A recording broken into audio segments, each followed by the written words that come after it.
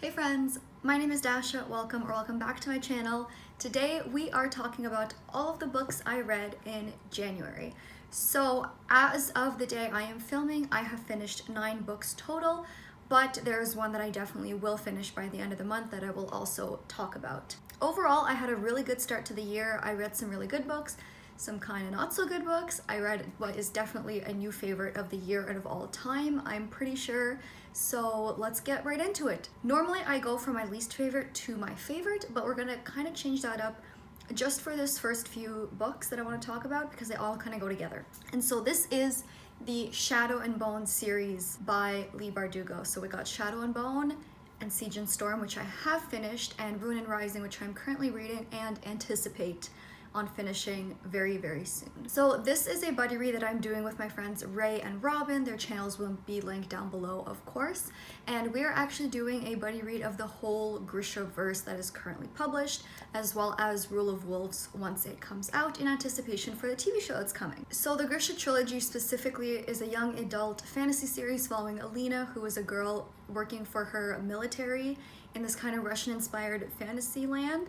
But she gets into this situation and she discovers that she has this power that she never really knew about, and it's one of the Grisha powers, and the Grisha are kind of these humans with magical abilities in this world. And so she discovers this power that she has that she didn't know about, and it kind of blows the world open for her. So as far as the Grishaverse goes, we may or may not have some bigger plans in the works, so keep an eye out for some announcement videos if you want complete in-depth thoughts. Additionally, I would like to make a separate video for the Grisha trilogy in itself, so that will also be coming, and there will be a lot more in-depth, but I will obviously quickly talk through my thoughts here. So Shadow and Bone was not bad. For a first book, it kind of set up the world quite well. I can't really stand Mal as a character, don't care for the Darkling at all. Alina deserved better. Siege and Storm was awful, I hated it. That one got a 2.5 stars for me. Shadow and Bone got 3 stars. Siege and Storm was just, it wasn't even middle book syndrome, it was just not that good. The pacing was off, there was too many plot conveniences, and Alina and Mal got so unbearably annoying that I couldn't even like put my YA lenses aside and kind of try to enjoy it. It was just like not good. But Ruin and Rising, which I'm currently in the middle of, is actually quite decent. I'm surprised at how much I'm enjoying this and kind of the direction that it's heading in. And so I'm excited to see how I feel when I finish, but right now it's kind of feeling like a 3.5 stars. Like, I'm actually quite enjoying it so far, you know, knock on wood. So funnily enough, so I read Six of Crows and Crooked Kingdom in December. It's funny to read this after having read that because I do love Six of Crows. I love the crows, I love the writing and the atmosphere in those books. So you can really tell that Bardugo has talent. It just didn't quite shine through as much in the Grisha trilogy. It kind of fell flat. There was a lot of wasted potential, which kind of sucks because I feel like there is that potential there for this series, but it just wasn't quite there for me, especially when compared to some of her later work. So I wish maybe she sat with the Grisha trilogy a little bit longer, maybe just reworked it a little bit on and off instead of just releasing it into the world as it is. What I did ultimately like a little bit more in the Grisha trilogy that wasn't as present in the Six of Crows duology was the focus on the Grisha. So the Grisha have magical abilities and they're all kind of separating to 3 different classes. So there's types of Grisha, for example, that specialize in the body. They can either heal bodies, they're very good at healing or transforming them. Some are better at, you know, lowering one's blood pressure until they go into sleep, or they're able to kill people from the inside just using their blood, that kind of stuff. So it was really interesting to get more insight into the Grisha orders and seeing kind of how they view themselves, how different countries view them, because there's a lot less focus on Grisha in the Six of Crows duology. Ultimately, it's not like a bad series. I can see why it's popular. It just really doesn't gel with me nearly as much as Six of Crows does. And it's not something I'm going to be ever really itching to reread. I'm excited for the show, and like I said, keep an eye out for the announcement and for my video regarding the series. So now we're going to switch back to our normal least favorite to favorite kind of order. So we're going to start off with Do Androids Dream of Electric Sheep by Philip K. Dick. So I am participating in the BUZZWORDATHON, and 2 books I read this month fall into the Buzzwordathon prompt for the month of January, which is the word dream. So it has to be in the title of the book or the series. I will link Kayla's video announcing the Buzzwordathon down below. It's basically a year-long readathon / reading challenge where there's like titles specifically for each of the months, and you have to find books that have that word in the title. All of that will be explained a lot better by her, but anyways, I decided that I would push myself to participate this year, and so this was one of the books I read this month that fulfilled that. Once again, Do Androids Dream of Electric Sheep. So this is a classic sci-fi that the Blade Runner movies were loosely based off. There was essentially this massive kind of World War III type event which left the Earth not super habitable, so a lot of humans have fled to Mars and now live in kind of luxury with these humanoid androids as serving as slaves for them. But there are still a lot of humans on Earth, and the culture on Earth has obviously shifted a ton since a lot of the Earth is very dusty and uninhabitable and very unpleasant. So we're specifically following one man who is a bounty hunter for rogue androids that have escaped from Mars and returned to Earth. The reason for this is that the only way they could have escaped from Mars and their slavery was by killing their human master. So this bounty hunter is out to get the ones that have gone rogue and killed their master, and he basically puts them down. He kills the android. So this book has a lot of themes of, you know, humanity and artificial intelligence and what makes a human, what kind of traits do humans have, what is the human condition, and it's always a fascinating discussion to have. I just think that in terms of modern media, it's been done so much better. It just wasn't like the best approach to this discussion, but obviously this book was probably one of the first to really broach that topic in this way, because it's set in, funnily enough, January of 2021. So it's imagining a not so distant future for us.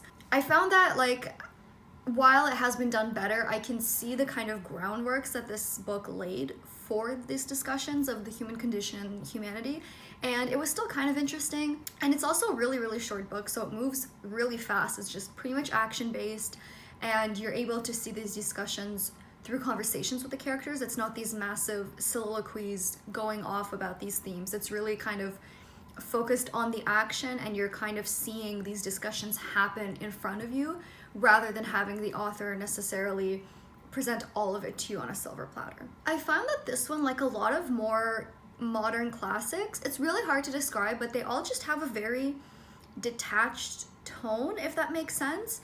So if you've ever read Fahrenheit 451 by Ray Bradbury or Brave New World, I find that they all have this tone to them that feels very detached, and it doesn't follow the same canon that a lot of modern books do, where there's a really big focus on the characters and the plot and the logic.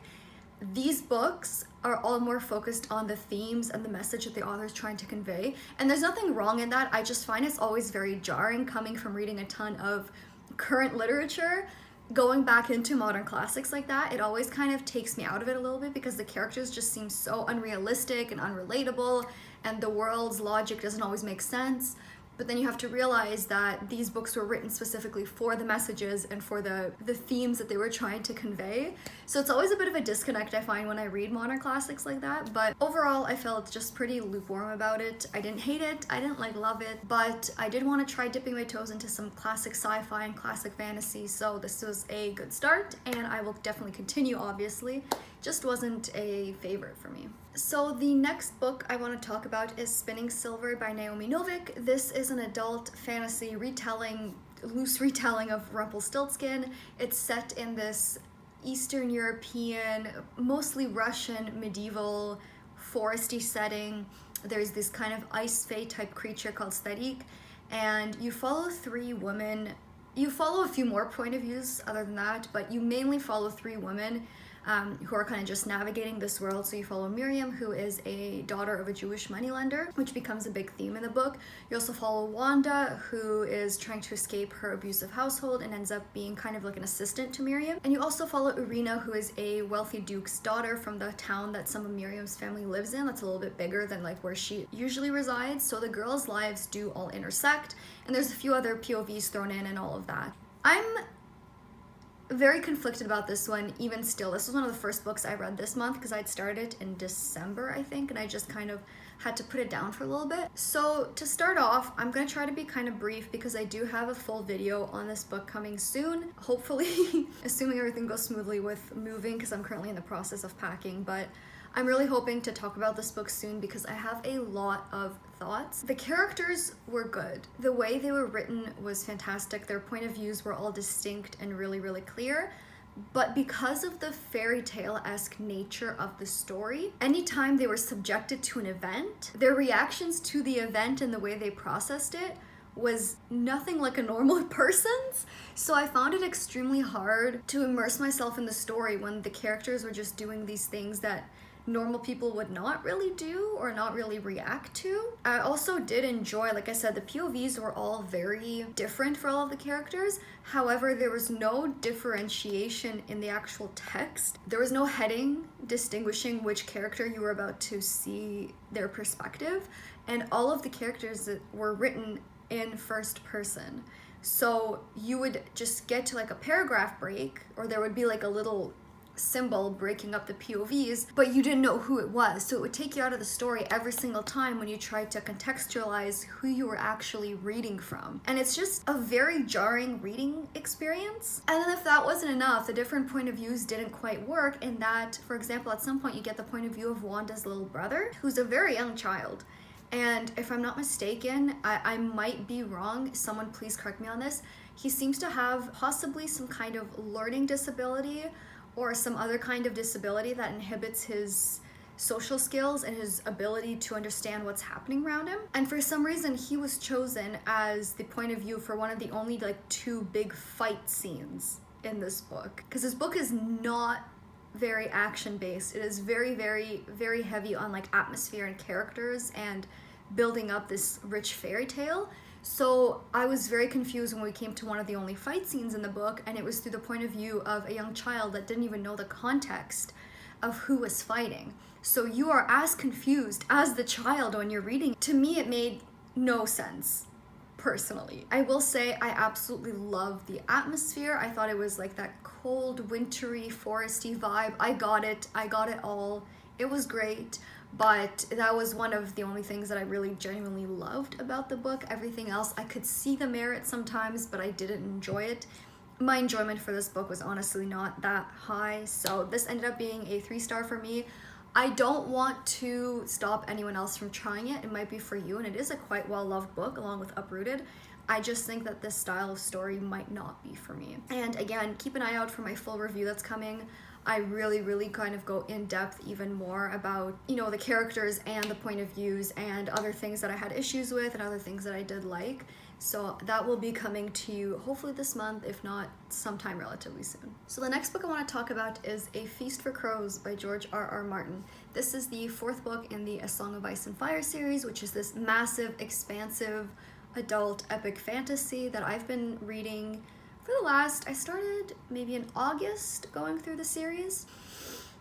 Y'all, I started this book last November. I started this book in November and I just finished it because I put it down for like a month and a half. The first half of this book was such a slog to get through. I literally didn't even want to pick it up. I'm like, this is just not fun anymore. The problem with this book is that the events in this are happening at the same time as the events in the first half of the next book, A Dance with Dragons. So you're getting half the characters here and half the characters there, and this is all supposed to be at the same time. The problem was, most of the characters that I genuinely love are probably going to be in A Dance with Dragons. There's only a few of them that I really cared that much about that weren't here. And while overall, it's still interesting to see what's happening in different areas, it's a lot harder when you know you have a connection to other characters that you're waiting to see, but they just don't show up. I will say, I fucking loved the work that Martin did with Cersei in this one. You can see her starting to get paranoid. You can see her slowly lose her mind, and it's just so masterfully done, in my opinion. I've said it before, I will say it again and again and again. George R.R. Martin's character work is just... it is truly unmatched. The stuff that he can do just seems so real, like these characters are real people that have existed. all the character choices to me always make sense. Everyone seems fully realized, and that's truly one of the strengths of this. That, with the fact that the second half definitely did pick up, we got a little bit more action, we got a little bit more intrigue, definitely kind of picked this book up for me in the end. When I looked back on it, I was like, even though there was absolutely nothing happening for the first half of this book, and it's still not a small book. This is an almost 700-page book, so for the first half to have nothing happening, it's a long book to get through.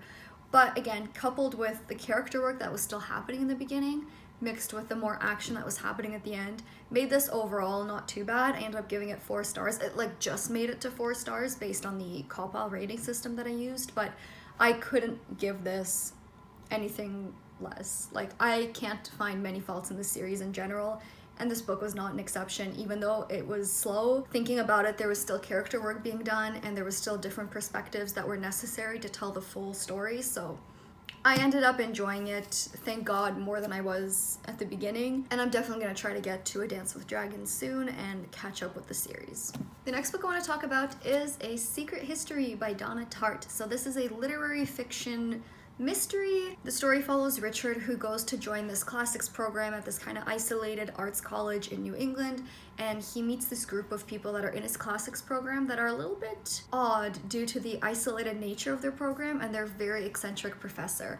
And also somewhere along the way, a murder happens. Quite frankly, I did not know how I was going to feel towards this book, because it's one of those that you either love it or you hate it. I actually really quite enjoyed this. So this book is known to be the like holy grail of dark academia vibes and atmosphere, and honestly, I see it. The atmosphere, the aesthetics were just so good.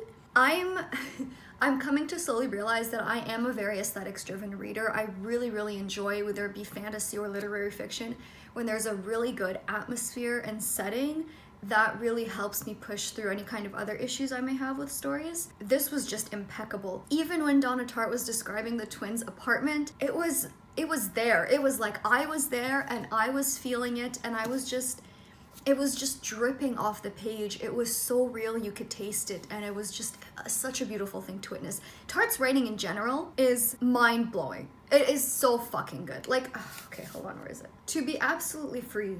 One is quite capable, of course, of working out these destructive passions in more vulgar and less efficient ways, but how glorious to release them in a single burst, to sing, to scream, to dance barefoot in the woods in the dead of night, with no more awareness of mortality than an animal. These are powerful mysteries, the bellowing of bulls, springs of honey bubbling from the ground. If we are strong enough in our souls, we can rip away the veil and look that naked, terrible beauty right in the face. Let God consume us, devour us, unstring our bones, then spit us out reborn. It's just so good. It's so good. Oh my God. I will say, this book is not primarily a mystery. This book is primarily a character study. You cannot go into this thinking that there's going to be kind of that murder mystery aspect to it. It is extremely slow paced. It is like over 500 pages, and it is quite slow, but surprisingly, even the character study aspect of it, I really enjoyed, and I didn't think I would. You are really focusing on Richard and his relationship with the group and his perception of the group, and all these themes of romanticization. He romanticizes the group. That's what I'm trying to fucking say. There's all these really interesting discussions and themes that are kind of woven in so subtly into this that you could probably read this book 3 different times and get 3 different things completely out of this. I loved seeing the group collectively kind of descend into madness. I loved seeing the classic students just kind of embrace their love for what they're studying. I didn't love all of it. There are some weird choices sometimes for language and characterization and stuff that was kind of just thrown in there for what felt like shock value sometimes. But overall, like the writing, the atmosphere, absolutely insane. And I also enjoyed this a lot more than If We Were Villains. If you watched my thriller kind of overview video, which I will link, I talked about If We Were Villains and actually really didn't like it. And while I wouldn't classify this as a thriller, that book was clearly very, very similar and based off of this, and this did it a lot better. So I'm really glad I ended up picking this up. This got a 4 stars from me, and I am really glad I read it, honestly. This was also a buddy read with Gabe. I will link his channel down below, and we had a really good time kind of discussing what we thought. We talked about our favorite scenes and just kind of fangirled about the writing, and it was really, really fun to be able to talk to him about this absolute gem of a book. The next book is going to be a really quick mention. It is Le Petit Prince by Antoine de Saint-Exupéry. This is a children's classic about the little prince who leaves his planet and all his adventures along the way. Listen, it's a reread for me. It's like a favorite of all time. It is a very beloved book in my heart because it's full of all this like whimsy and little lessons and just these beautiful reminders to remain like a child at heart, and all these beautiful little, it's just, I love it. It's so sweet. I love the little drawings. I don't know. I just wanted to mention it because I did read it. This was actually my first read of the year. I really wanted to start off with something familiar and cozy that I knew I would love. And this was it for me, and I'm glad I finally got to read it. Plus, I read it in French because that's how I originally read it, and that's what it was originally written in, and I'm really, really glad I actually decided to do that because I don't read enough in French anymore. I usually only use French at work, so it was kind of nice to be able to read in French again and practice that little brain muscle because I don't practice it very often lately. So the next book I want to talk about is Fullmetal Alchemist Volume 3. This is a shonen manga about 2 brothers that lost parts of their body and kind of fucked their body up through an alchemical experiment. So now they're on a quest to try to restore themselves. They're also acting as state alchemists, so they're pretty high up within like the military. And so they're kind of going on adventures for that and for their general quest. So this is the 3rd volume, so we're getting a little bit more into the story and the characters. And honestly, this was my favorite so far. I absolutely loved it. I was laughing out loud, like dead ass, giggling and laughing, and I'm sure my family thought I was like batshit crazy laughing by myself because this is so funny. Oh my god. I also got emotional. This one had some kind of emotional punches to the gut, and it was just, I love the characters. I love their dynamics. I love the adventures that they go on and the shit that they see and deal with. I love that we're getting fed these little tidbits of the world that keep you interested, but in reality, you're really here for the characters, and it's becoming a real favorite series of mine, and it's also just a really good palate cleanser between some heavier books. It's quick, you can read this in an hour and a half, and it's also just fun. It's a ton of fun.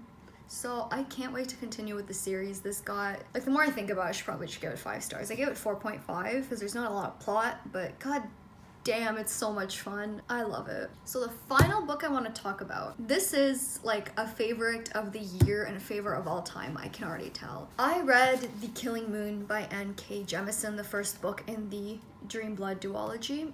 So this also fulfilled a BUZZWORDATHON prompt for the word dream because the duology is called Dreamblood, so I thought it counted. So this is an adult fantasy set in this ancient Egyptian-inspired city, and you follow several people. You follow like an acolyte from the religious order, and you follow a delegate from like a neighboring city-state, and you also follow the prince of the city and the kind of nation. The magic system is incredibly complex. I'll try to kind of distill it because I want to get people interested in this book because I have nothing but good things to say. So the magic system is based on dreams because the goddess that they all honor is the dreaming moon. So every night is kind of, she ascends into her domain, and when you die, you go into her domain and you dream forever. And it's a very like there's a lot of lore behind it, so I'm not going to get into it, but essentially the religious aspect of this city's life is like the most important aspect. The religious sect actually helps to operate the city. They're part of the politics of the city. And once you enter the city, you are under the goddess's law. So even if you do not want to participate in the religion, even if you do not believe in their religion, you are subject to their laws. And that's when it gets interesting because the main way that this magic system works is through these things called dream humor. So there's like dream bile, dream blood, dream seed, and dream ichor, and they're all collected in different ways by people that are like within the religious sector. And the main one that you're very like exposed to are the gatherers. They're the ones that gather dream blood, and the only way that that can be gathered is through death, when they collect it right before the soul ascends to the dreaming moon's kind of domain. It's really, really difficult to become a gatherer. There's a lot of training, and it's very, very hard to gather this dream blood because it's such a tricky process. Like, you can't disturb the soul too much. And anyways, there's all of these really, really complex machinations behind it, and it's really intricate, and it's not that hard to learn, to be quite honest with you. It's explained quite well, and the magic is such a large component of it, and the fact that it's religious magic to me is one of my favorite things. I absolutely love when religion plays a huge part in fantasy because it's always fascinating to me how authors can take the concept of religion that in our world we only know a few facets of, and then they start kind of turning them and we see different aspects of it. So that's what happened here. Beyond just the religious aspect of it and the religious sect being involved in the politics, there is clash between the actual like political sector, so the prince, and the religion, which is another favorite of mine in fantasy. I love when there's a conflict between politics and religion. It is one of my favorite fucking tropes. I absolutely love witnessing that kind of stuff go down. Towards the end of A Feast for Crows, actually, it kind of started happening, and I was just like, fuck, finally, I'm here for this. I've been waiting for this kind of stuff. There's that aspect, like the religious and political conflict. There's also just general political intrigue. The delegate is kind of working with the prince and with other characters within the city, and she's trying to, you know, maneuver her way within this city that has very complex rules and laws and do what's best for her city-state. And then you're also seeing these emotional discussions about morals and even concepts like assisted suicide and euthanasia. And it's just so masterfully woven into this book. It just is mind-blowing. When I say emotional discussion, I mean it. I almost cried several times reading this book. There's these beautiful, beautiful, touching moments that are just so raw. It's funny because a lot of people say that about the 5th season, which I have read. I've read 3 of N.K. Jemisin's books, including this one. I've read the 5th season and the 100,000 Kingdoms as well, but this was my favorite by a long shot because for me, the tone of this one was just very, very much what resonated with me. It's really quite fascinating because N.K. Jemisin brings such a different tone to all of her series. So 100,000 Kingdoms is political, yes, but it's more focused. It's just within the palace, so it's very much just the politics within the people that the main character kind of sees constantly, and it's almost a bit more romantic as well. Whereas the 5th season is just very tragic, and it's very beautiful and lyrical, but it's a bit harder to understand. It's a bit more complex. This, I found, had a very humorous tone, surprisingly. A lot of the characters are very sarcastic, and it was also just very magical because of the atmosphere. This ancient Egyptian setting, you felt that like heat and the sandiness and the enchantment in the air. Like, it was all just there for me, and I think all of these elements together really worked for me. This has definitely become my favorite of the N.K. Jemisin books I have read. Honestly, I'm surprised that not more people are talking about this because everyone always praises the 5th season for good reason. It is quite good, and even more people talk about the 100,000 Kingdoms, but nobody talks about this, and I'm begging you all, please give this a shot if you enjoy fantasy at all. It is truly one of a kind. It is beautiful, emotional, magical, complex, political, religious. It is just fantastic. I could not get enough of this when I was reading it. It is one of my favorite books of all time now.